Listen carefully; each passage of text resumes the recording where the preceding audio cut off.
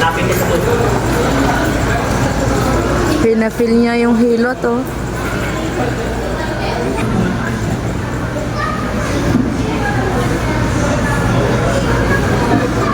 Oh, diba? May stretch pa siya. Oh, okay.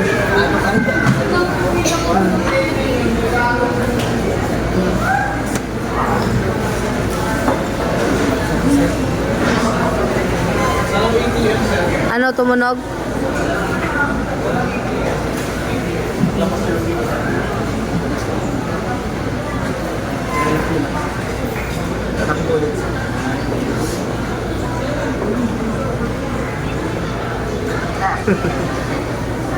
Kung nakaraan, daming tunog ka.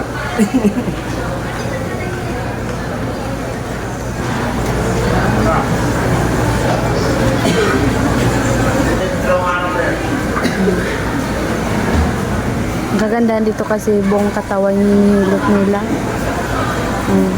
Diba?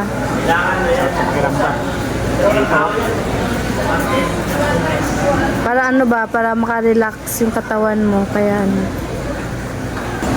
Diba? May tunog-tunog pa siya. Oh.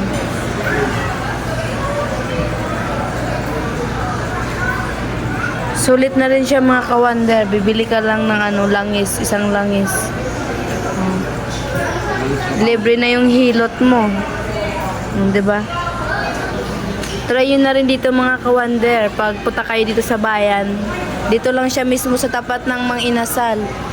Oh. Diyan. Yan.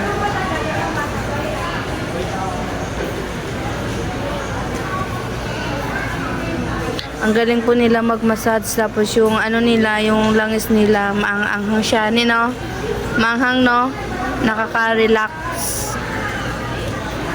O, diba, kaysa kung magpa-massage ka, eh, magkano bayad nun? Eh, samantalang dito, libre lang. Bibili ka nga lang ng langis. Pero pwede na, kasi isang taon ka nang, isang beses lang bibili, diba? O, isang taon ka na libreng massage. Siyempre, pag maubos, pag mas magustuhan mo yung ano nila, di bibili ka ulit. Ayan o. Pero legit sa mga kawander kasi nawala yung, nawala yung pangangalay mo, di ba, ne? Oo, nawala yung pangangalay niya.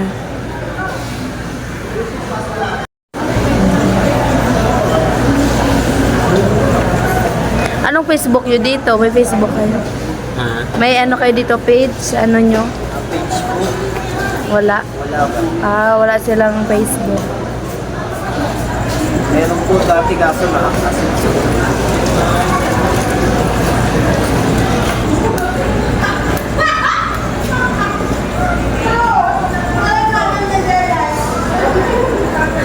Siya mga kawander, oh. Sarap sa ano, sa pakiramdam. May thesis sa klase area. Hindi siya pwedeng panghilo. Brain power up. Parang ano lang din siya, no? Sa mga pulikat, dilay, kabag, kagatang insekto, sakit ng ulo, pagkahilok, pangangalay.